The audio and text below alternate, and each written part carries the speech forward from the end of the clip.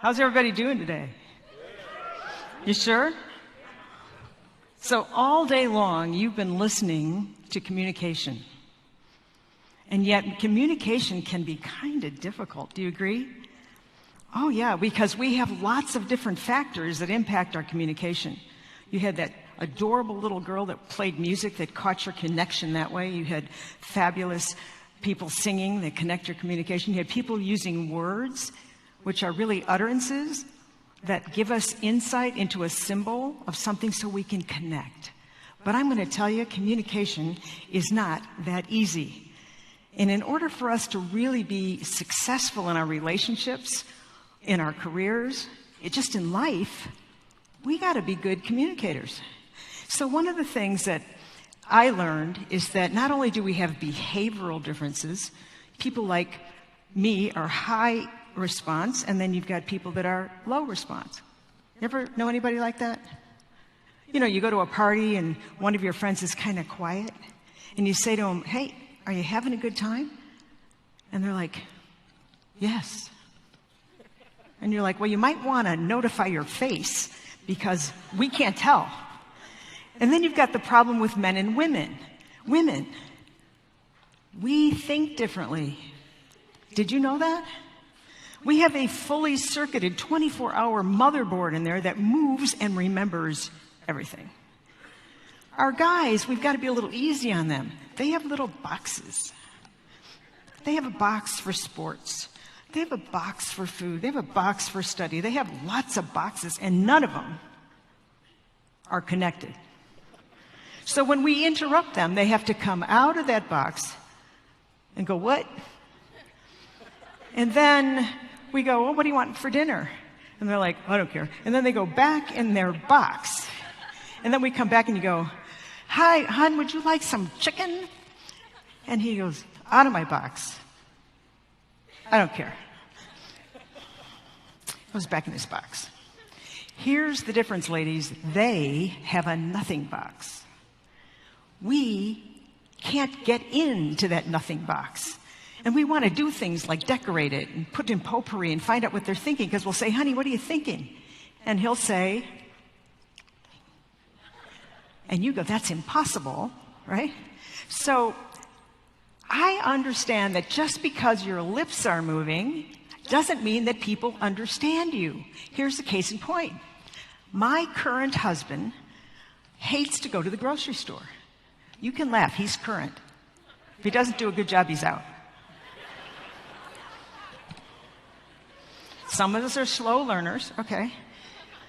So he says to me, "I'm going to play poker with my buddies, and they love your meatballs," which is Q for, "Would you cook for us?" Well, the truth is, it's so much fun because there are these people that come over, they're big corporate types, and then they sit down, they went to second grade together, and now they make fun of each other, they call each other nicknames. It's kind of like being in the men's room without the other stuff. And so I said, here's the deal, buddy. If you want meatballs, I have this much of a window to make them, and you have to go to the grocery store. This is a man who would prefer to have a root canal without Novocaine, okay? Because he hates grocery stores. And I said, here's what you have to buy.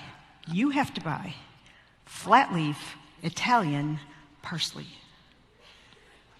How many people know what that is? It's more flavorful than the other stuff that you throw away on your plate when you get that little dinner thing.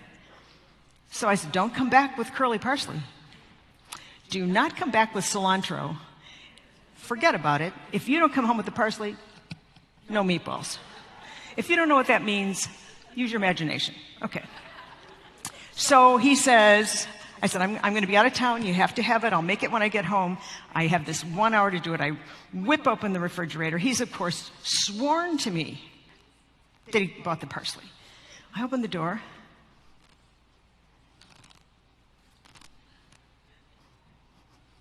I can't find it. Come on, it's green. It's in a little plastic bag, right? Where's the parsley? And then I noticed something kind of weird. I noticed that the milk was on its side, lying weird. I'm like, what's that about? And then I saw this little teensy piece of green hanging out from under that milk carton. I'm like, what happened here? I called him. I said, Don, why did you put the milk carton on the parsley? And he says, wait for it, I didn't want it to get curly while you were gone. You cannot make this up, okay? So is communication challenging? Say yes.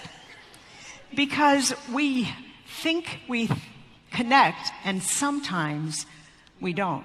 And what we're going to learn today is ways to engage so that the people that are in front of us, the people that get our communication, have a real, authentic, and transparent connection. So how does this affect our relationships?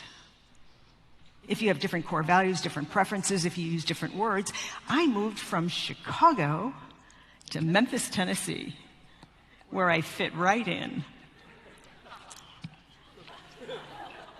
The first time I was there, one of his friends asked me how I was, and I said, well, I'm fine. How are you? And he said, why do you talk like that? I said, excuse me? He said, why do you talk like that? He said, you're in the South. You got to open your mouth and say hi. And I realized we talk like that. You go to Jersey, they're like, how you doing? Go to Chicago, it's how you doing.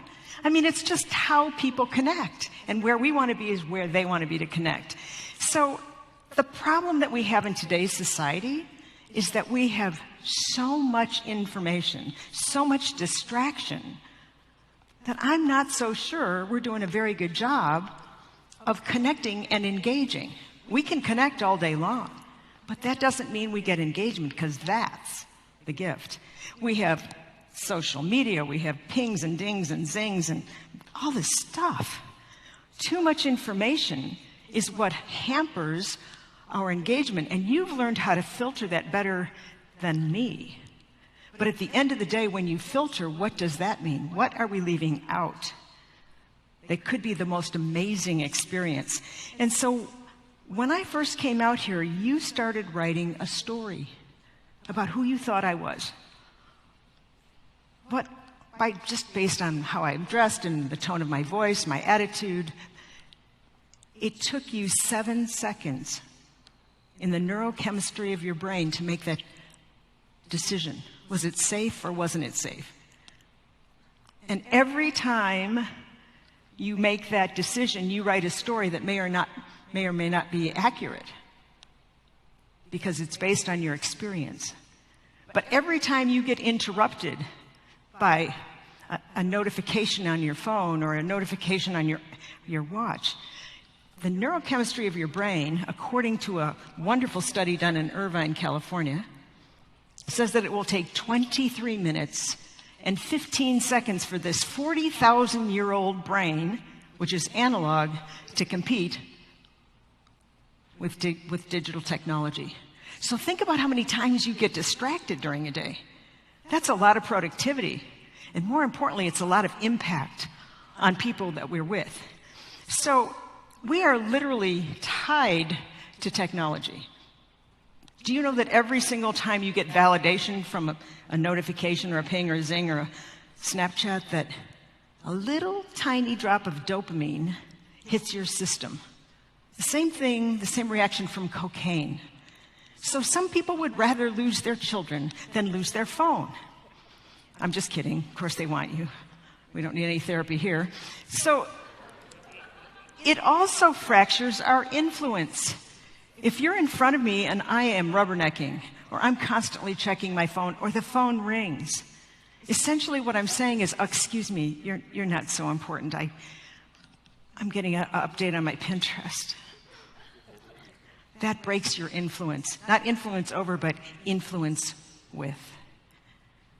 If you really want to be irresistible, if you really want to be so attractive, if you're interested in truly connecting with the human in front of you, influence is one of your goals, because it creates an experience of being with you.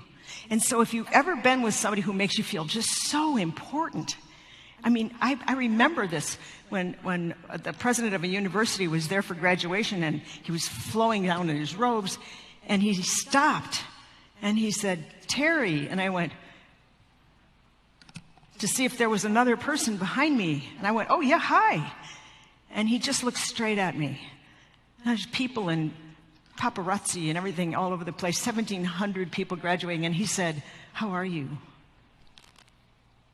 I felt like checking all over and going, "Yeah, I'm good. I'm good. Don't you think you ought to have something else to do?" He made me feel so important in that moment that it was a heightened moment. It's called the power of moments, when the brain takes an experience, an elevated moment, and it locks it in your memory as being a good memory. So how do people experience you? Well, here's one. Would you rather have a real hug or one of those? I don't know about you, but if it was a friendly bear, I think I'd go for the bear. So here's our challenge.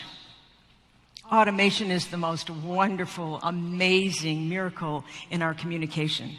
We get to speak to anyone all over the world in an instant, at any time. But don't abdicate when you have a real human in front of you with digiphrenia, which is that constant back and forth. Digi being digital, phrenia being fractured attention, written by Douglas Rushkoff. Don't abdicate that opportunity, because really, you've got to rock what you've got. Why do people hide behind technology? Because you don't get to see where I'm not perfect. Guess what? You're all perfectly imperfect. Every single one of us has something that we don't think you might not like. But so what? I call it be you beautiful. Beautiful. So I used to date this molecular geneticist. Really brilliant guy. He could do fractions and everything. And he used to do speeches, and he would shake somebody's hand and say, "If I don't wash my hands, I can go and make another one of you." Now, how creepy is that? Okay, we had to break up with him after that. But my point is, could there, well, he got away, seriously.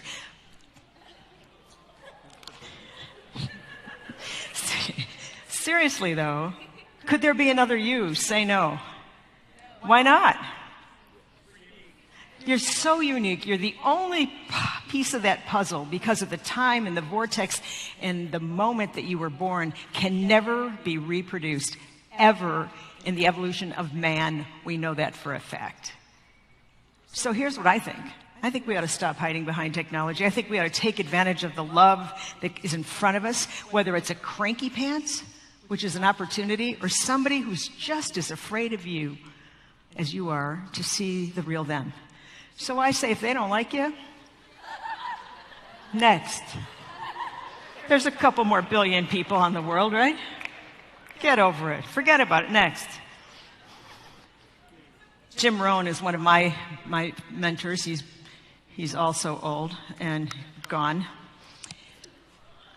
If I could give you the best advice to create the most enviable life that you want, work harder on yourself than you do on your job. When you become the best version of you, you are totally irresistible. People know it's a safe place. They know that there's no judgment. This is what you get. You don't like Italian? Next. And here's why I know this. I'm one of 9 kids. I was happy to have the one bathroom we had. My dad worked hard, but he wasn't especially happy having a girl first. I did the best I could. And one night when I was there at the farm, I went to kiss him goodnight, and he didn't offer the hug. He just bowed his head and let me kiss his bald spot. But that was one of those power moments where I said, if that's all he'll give me, I'll take it. And later that night, he died. So it was the gift of the power of the moment to be with him.